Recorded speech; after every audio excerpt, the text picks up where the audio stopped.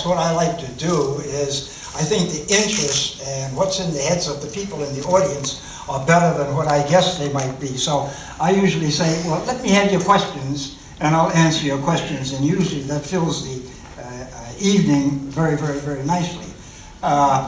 Except on one occasion I can think of, that's the aeroplane, by the way, we're going to talk about tonight, that I flew, and I was talking to a group about that aeroplane, and mentioned the same thing about, a question and answer period. And as soon as I said, there's this little lady in the back raises her hand, and she says, Colonel, is that the plane you flew? And I said, that's right.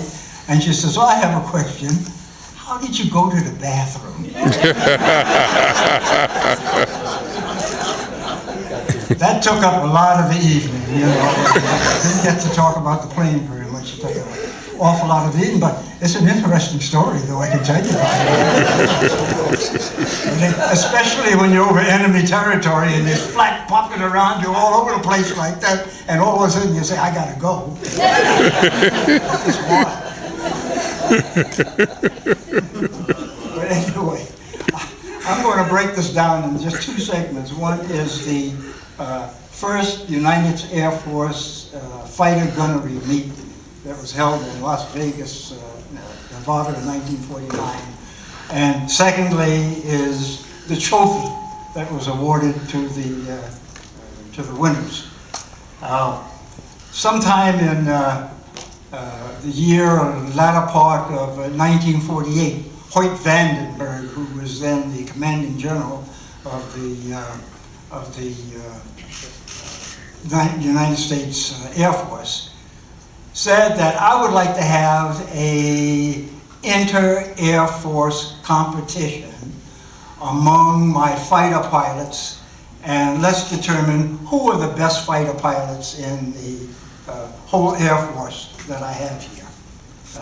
At that time, the Air Force was newly founded. Before then, it was the Army Air Corps. It became in 1947 autonomous and became the United States Air Force, co-equal to the Army and the Navy. So this is the first competition that took place under the aegis of the United States Air Force. Anyway, Hoyt Vandenberg said at the time, he says, I want you 12 fighter groups that I have under me right now in the country. I want each of you to go out and select the 3 pilots that you would like to compete or have compete out in Las Vegas with this fighter gunnery meet. He says, I'll define it as this. What you're going to do is once you join up to enter into this competition among the 12 groups, we're going to break the competition up into 12 events. One is aerial gunnery at 20,000 feet. That's about 5 miles up in the air. And aerial gunnery at 10,000 feet. That's about 2 miles up in the air, shooting at a target, a moving target up in the air. Those are 2 of the 6 events. And then there was rocketry, firing rockets from under the wings of the airplanes at a target on the ground. Dive bombing, where at a pretty high height you aim your plane vertically to the ground there and tries to drop your bombs on the target there.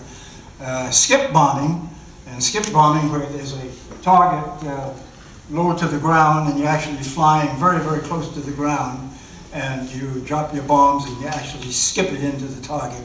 And lastly, I don't remember lastly, but that's fine. So anyway, the pilots were eventually selected.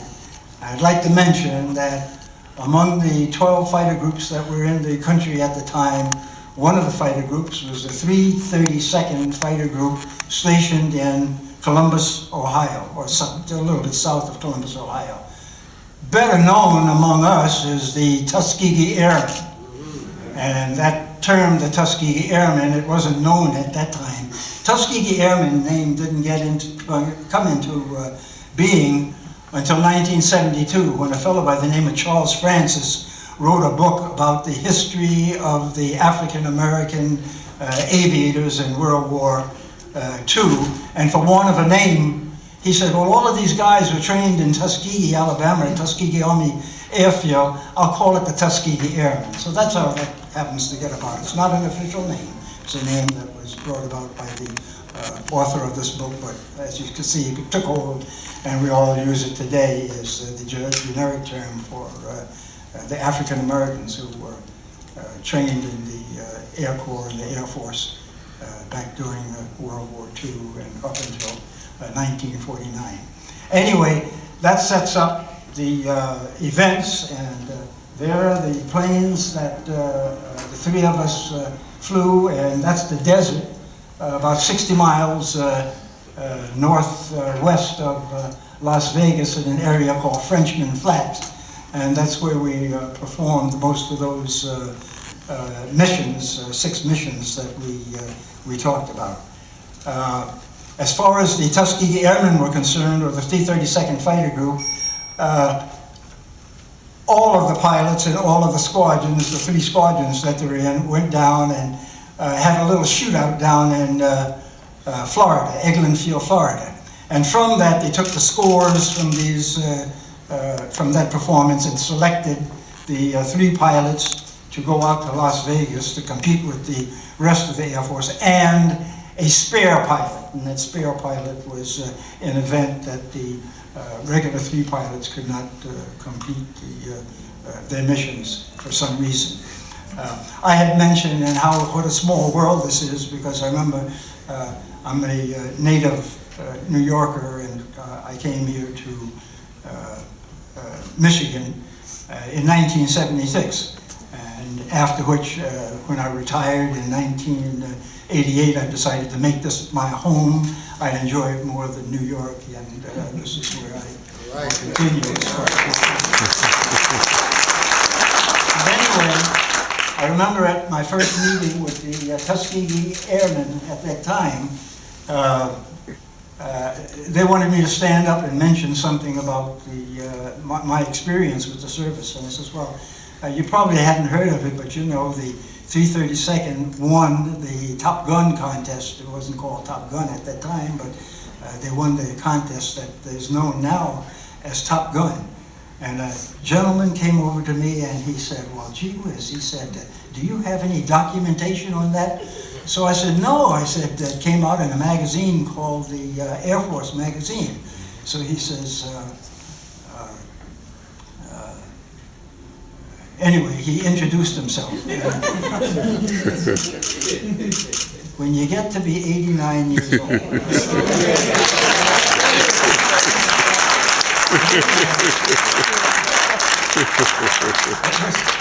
then it was your father who came over at the time there, and he says, well, he says, maybe I can find out and get some documentation on this. And sure enough, he went, I don't know how he did it, but he went and got the 1949 copy of Air Force magazine, and it was full of the documentation of this affair being won by the Tuskegee Airmen at the time. So what a small world it is.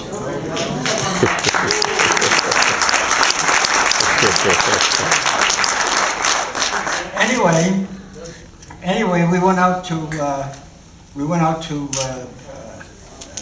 Las Vegas, and it was a 3-leg flight that we had in the fighter planes here. We went to Tinkerfield, Oklahoma. We stayed there overnight, and the next leg we went on, we flew over to Kirtland Air Force Base in Albuquerque, New Mexico. That took off from there, and we started flying directly from there to Las Vegas. And we were flying according to our altitude, our pressure altitude. And what was happening was we were holding a constant elevation of maybe 8,000 or 9,000 feet, but the ground was coming up to meet us because the plateau was rising up and up and up and up. And all of a sudden, the ground opened up under us, and completely, and we were over the Grand Canyon. I could never forget our leader up there, Temple. The 3 of us, he led the 3 of us down along the rim of the Grand Canyon here. And while I was looking over his wing there, and that's me in the 155 there, while I was looking over his wing there, I could look up and see the people standing on the vistas along the ledge there and wave to them, you know, and then wave back. Oh, look at that airplane going along down there. But it was just a lot of fun, a whole lot of fun. So we got out to the air base there, and of course the 11 other groups that sent their representatives out there, we were all getting ready. And, 2 weeks before, all of our equipment had arrived out there, and the mechanics and the radio men and all of that sort of thing that were going to take care of our planes. Anyway, we were briefed, and the actual competition was to take place between the 2nd of May and the 12th of May. From the very first, and the first mission was altitude aerial gunnery at 12,000 feet. And we won that first event. And the top man on that first event was Alva Temple, our leader back there in 4/20/27. We held the lead from there on out. And of course, a great deal of the acknowledgments we give to the mechanics who worked on our planes there, because without that we could not fly those missions, and our equipment would not be in the shape that it should be, in tip-top shape, to fly those meetings there. These men, the missions for us, the 3 pilots, were quite simple. We got up very early in the morning, like 4 o'clock in the morning, to get ourselves ready to go out on the missions, and we took off on our first mission maybe 6 o'clock or 7 o'clock in the morning. That's because the air turbulence out in the desert gets so violent at midday, is that we wanted to fly those missions early in the morning. So we usually got in about 2 missions in the morning there. We'd bring our planes back, and from that time on, we had free time. We could go and visit, we can sightsee and do whatever we want, but the enlisted men who were working on the planes there, they never got a moment off. They kept with those planes, and they worked on them all afternoon and all through the night to see that they were in perfect order when we were going to go on our next mission in the morning. We had one tragedy while we were out there. We had a young man, a mechanic by the name of Kenneth Loston, and one of the groups that sent their representative pilots to fly were flying F-82s, and F-82 is a twin P-51 Mustang. And what they did to make a long-range fighter out of this, they actually took 2 Mustangs and they tied them sort of together. They cut the inside wings out and sort of pinned them together. And they were designed so that with the war with Japan, that that plane could fly from Okinawa to Japan and back to Okinawa, which would be maybe a 13-hour, 12-hour mission, something like that. But anyway, one of our mechanics, Kenneth Austin, went over to this group and said, "I've never been in an aeroplane before, I've never flown rather in a fighter plane before, I'd like to fly with you." So one of the competition, he said sure, and he let Kenneth sit in the cockpit of the other side of the plane there, and on the first dive bomb run they went into the ground. Wow. They both lost their lives instantly. So that was a terrible thing that happened there.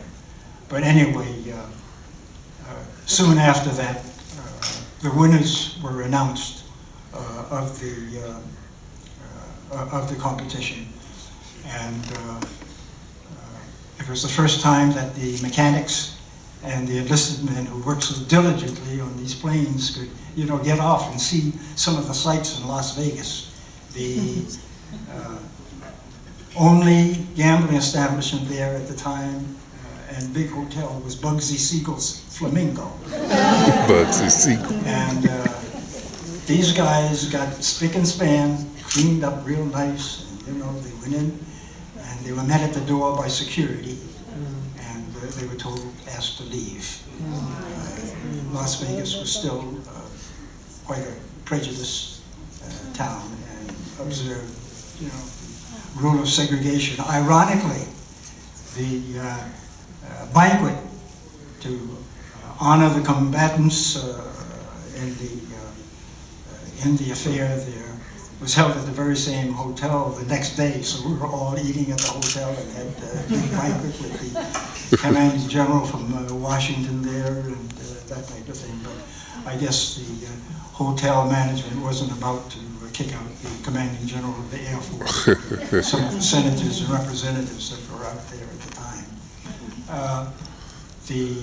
The big thrill that I got, the personal thrill in winning this contest, and I would say this, before we left, you know, Colonel Benjamin Oliver Davis Jr. was our commanding officer of the base that we were on. And he called us in, the three pilots, and he called Temple and Harvey and myself in before we left. And we came in and saluted, stood in front of his desk, and he says, well, gentlemen, he says, I'm wishing you all the luck in the world. And he says, you know, you've got us all rooting for you and everything else. And he says, just one word, he says, if you don't win, don't come back.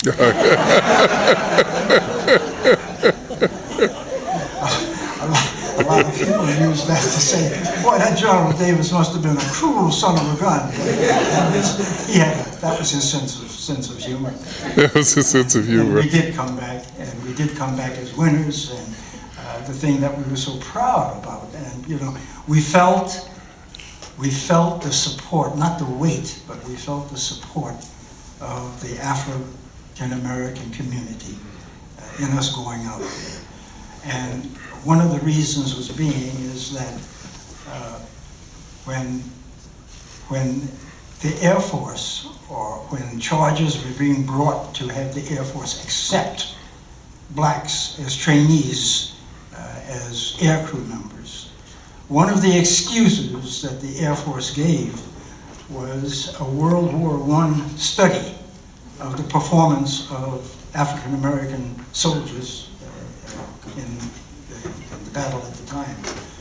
And the report went on to say that one of the reasons that we don't want to train the African American is that he's untrainable, and that he is not mentally capable of handling the complex machinery that we have. And I'm paraphrasing what they had to say. So winning that contest meant so much, and to refute that study that lived on from World War I right on up until the 1930s, or even further than that. It probably went right into the 1940s there until we were able to win that contest. That was about the end that I can remember of the contest itself. 1 month after we won the contest, the Top Gun contest, the base was disbanded, and all of the African American troops were sent to the four corners of the earth to be totally integrated into the Air Force. So that was the end of the Tuskegee Airmen, and that was became June 1949. I got out of the service soon after that, and I maintained my affiliation with the reserve, but I did not go back into the service again. And when I got to Detroit here in 1976, there were some discussions about the Tuskegee Airmen winning this first Top Gun contest in the Air Force. In 1994, or 1984, I should say, a convention was being given by the Tuskegee Airmen down in Atlanta, Georgia. I got a call from Major Campbell, who said, I was just out at Maxwell Air Force Base over in Montgomery, and he said there was a magazine laying on the counter, and it was the a historical magazine, and they were mentioning the fighter gunnery meets that had taken place since 1949, and here it is 1984, and it goes on to say the winners of the first fighter gunnery meet were unknown. He says, Harry, he says, I know you participated in that gunnery meet. He says, do you have some information I can use to refute that? I'd like to go ahead and refute that article that they had there. So I said, yes, I think I have the scores that were made. Also, I had the magazine that your father had given me, and I sent Bill Campbell the magazine article and sent him the scores that took place at the time. Well, eventually he got this all straightened out, but as a outcoming from that, somebody said, well, where is the trophy?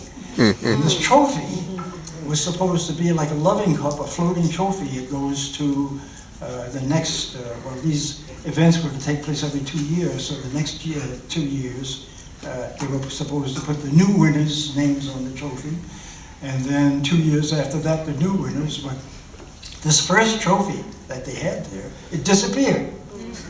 And I tried calling around just different bases and different places to see if I could track it down, and I couldn't find it. But this young lady who lives in Atlanta by the name of Zelia Orr, she decided she wanted to take it upon herself to find out what happened to this trophy. And lo and behold, she found it. She, through tremendous sleuthing work, she found it, and it was found in the warehouse at Wright-Patterson Field in a box in this warehouse. And she brought it to their attention, and evidently the, I don't know whether it was the curators there or the Air Force or whoever it was, but evidently they were kind of embarrassed about the whole thing. And it ended up where they refurbished the trophy, and it is now, the original trophy is now on display in the museum, in the Air Force Museum at Wright-Patterson Field. And that is the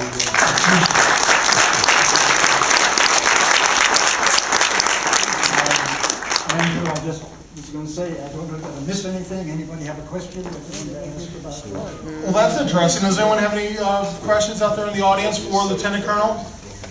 Yes, sir. The original trophy, did it actually have the 332nd's name Yes. on the first trophy? Yes, yes. So, Yes. Name of each individual pilot also? Yes, or- and of each individual pilot. One by the 332nd Fighter Group and the names of each individual pilot. Yes, sir. How do you feel now after all this came to place? How do you feel right now? Great.